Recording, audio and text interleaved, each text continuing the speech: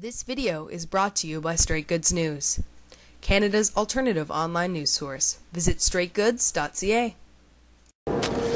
Today and over the next few days, we will be moving over 20 motions at committee to address the lack of oversight of the Omnibus Budget Bill. We are demanding that Conservatives will do the right thing and allow committees and Canadians to study the impacts of this bill. Also, they must allow us to do our work in public and not in camera. The abuse of this tool is an affront to democratic principles. New Democrats know that Canadians sent us to Ottawa to do a job, and we will use every resource to get the job done both in Parliament and outside. This is about being transparent and accountable to the Canadian people, and not shutting the door in their faces. This isn't about us. This is about Canadians having a right to know what's happening in their Parliament. I will be moving this motion today at Environment Committee. It takes place at 3:30. I invite you all to be there. It's time for a real discussion about what's happening with this budget bill, in particular around the environment issues. This bill, a third of this bill, concerns the environment. A third of this bill is about gutting our environmental regulations. We need to have a real discussion at the proper committee. Un tiers du budget concerne l'environnement. Les conservateurs, ils essaient d'éliminer nos protections environnementales. C'est temps pour une vraie discussion avec le comité d'environnement, le vrai comité pour une étude comme ça. So we'll be moving this motion today, and this is yet another step in our attempt to have the Canadian public understand what it is that's happening with this bill, have some real debate, real discussion about these issues, in particular when it comes to environment. I hope to see you all there. Technically, they're different because the motions ask for different things to be taken into their committee, but the essence and the spirit of each motion is exactly the same. That the government refused our offers to separate the bill before going to committee, even though they allowed that to happen in the Senate. We know that Canadians need a thorough study and examination of this because it touches so many parts of Canadians' lives, both on the substance and the manner in which the government is using this tool. We recognize an abuse of power, and we are doing everything in our powers, as limited as they are and in opposition to a majority government, to pull the Conservatives back to reason and say that Canadians are the ones who must be consulted and properly able to understand what's in front of us. So, Mr. Cullen, just trying to put myself in someone sitting at home watching the supper hour news, eating a pork chop, just trying to figure out if it's quite an image. But that's the reality of trying to explain what's happening today. Yeah. I mean, you have a majority government. This is going to go through whether Van Loan listens to you or not. So right. What are Canadians to make of this? In three separate occasions in this Parliament alone, this majority government has moved its own legislation that it then had to fix or get rid of entirely. The Internet Snooping Bill. They introduced with the power to pass it all the way through, but the public became aware, the opposition pushed back, and the government relented. Bill C-31, the Omnibus Immigration Bill, with a majority government and the power to push it all the way through, the minister is now having to change because it's getting proper study. The Omnibus Crime Bill, that the government realized only after the fact that it sent it to committee, has fundamental and fatal errors in it. They had to amend in the Senate. So a little bit of humility coming from the government that these 420 pages are not perfect and are so distinct in their powers and their influence on Canadian life, they must be studied separately. Remember this Prime Minister believed in this principle, believed in the principle that this power should not be abused. This Prime Minister has forgotten that principle, and we wonder why. What happened to that Stephen Harper? We're asking him to remind himself of what he used to believe in and what Conservatives used to believe in, which is the power of this place to do its job, and that's what we're trying to do. So for that same person eating that pork chop or any other kind of Are we going to stay with the pork chop all day? Okay. Who's sitting at home doesn't realize, this is a Conservative majority government that's right. That has been elected.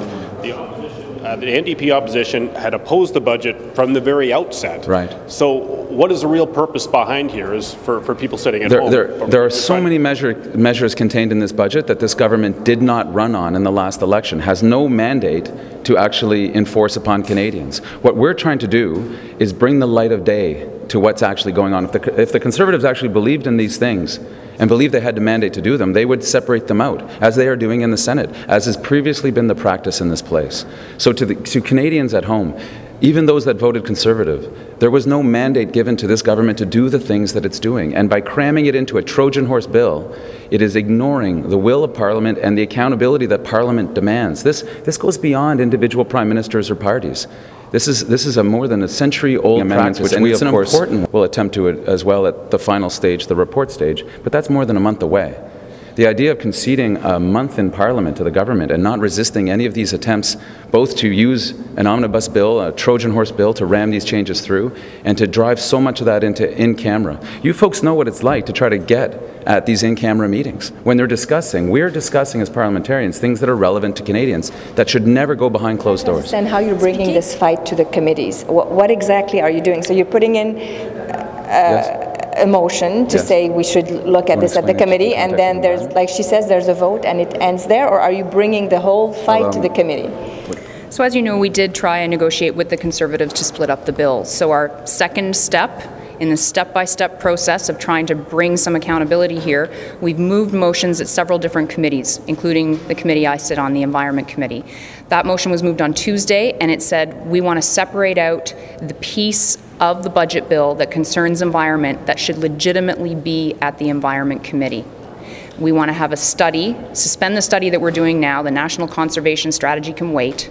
This is pressing, this is urgent. Let's have a full discussion about the environmental aspects of the budget bill at Environment Committee where it belongs. So are you stopping work at committee until, is this where you're heading? No, we'll discuss the motion today. I submitted the motion Tuesday. Today is the day procedurally that I would move it, and we would hopefully have a discussion. Hopefully that discussion will be in public, where it should be, so we can see what it is the Conservatives have to say about it. They can hear about why we think we should do this. So we are hoping to have that discussion in public and not in camera. It's rightfully a discussion to have in public, and we'll go from there. Mr. Cullen, I have to ask you about this tactic, because you've been pretty clear that the NDP is going to do everything in its power to stall the passage of this budget bill. That's right. How do you think that this strategy is going to help the NDP reach out beyond its base? Because we saw, for example, with the Canada Post filibuster exercise that actually was kind of thrown in the NDP's face. This may sound surprising, but this isn't about the NDP. This is about the public having an opportunity to actually have a legitimate understanding of the largest omnibus bill in Canadian history. The government says there's going to be 28 hours of debate. That's about 2 hours per act or law that's either being amended or scrapped. They consider that sufficient to spend 120 minutes killing or fundamentally changing Canadian law one at a time. This isn't about us. This is about trying to open the doors of this place on a government that, by the admission of one of your own branches, is the most secretive government around. We need to open this up. We need to have Canadians have the access that they deserve, because it's them that we work for, regardless of party, and that is the job of members of Parliament. That's why my colleagues are here. We're trying to do our job. We're trying to do the job that Canadians asked us to do, and one of the ways we do that is we look at legislation. And as I said, 3 significant bills that the government introduced in this session alone had to be fundamentally rewritten or ignored completely because of the evidence that we learned through proper processes, through proper study. It's not about the NDP. Then why aren't you there with the Liberals? Why are you doing 2 separate strategies? Well, the Liberals have decided to wait a month and move changes to the bill at the very last stage of this process. We think there are other opportunities in the meantime where we can fight the government day in and day out. And those are important opportunities for Canadians. Otherwise, we're not doing our job. And we have a clear mandate from Canadians to come here and do our work, hold the government to account. I would hope that there would be Conservative members that would also feel a little nervous about supporting and backing a bill that they don't understand. The employment insurance changes, for one example. This government can't decide what suitable work might actually mean, and their MPs feel absolutely comfortable voting for it on all 3 stages tomorrow. But are you worried that a stalling tactic or stalling tactics are going to be used against you? Tactics used against us. Because you're using stalling tactics, that the Conservatives are going to throw it back in your face. There's no stall here. All the government has to do is actually do the work of Parliament. Then the work proceeds. In our negotiations with government and talking publicly with you, the effort wasn't a stall. The effort was to actually have a fair assessment of what's going on here, because it's so massive. I don't know if anyone in this circle understands the full implications of 752 clauses that are about to be passed through Parliament. We don't yet. Neither does the government. We need to bring the expertise to the table. A finance committee and some subcommittee they've thrown together isn't going to do the trick. So let's get it done right.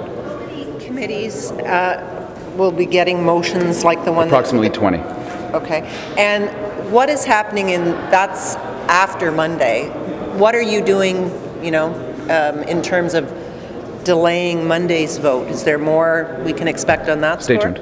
Stay tuned for what happens next, but this is today. This is today. The bill was amended after there was an uproar in Canadians, polls, everyone. Are you just trying to, you know, expose enough parts of this bill to get the polls to change? These guys watch the polls and then they'll adapt things? This is not a polling exercise. The Internet bill wasn't amended, it was just never introduced. Because the Conservatives got it so wrong, both in the substance and then the messaging, suggesting that if you didn't agree with the government, then you must be on the side of child pornographers. That was the argument. Offending, well, anybody who uses the Internet in Canada. Yeah? So both on substance and message, they're wrong. On this one, we believe both on substance and process, they're wrong.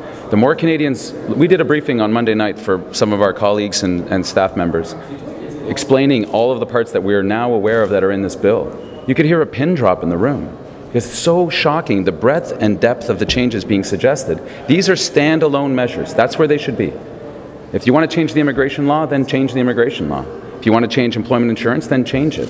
But ramming them all into a Trojan horse bill is something that Stephen Harper used to say was wrong, while technically right, morally corrupt. Stephen Harper no longer believes those things, and we wonder why.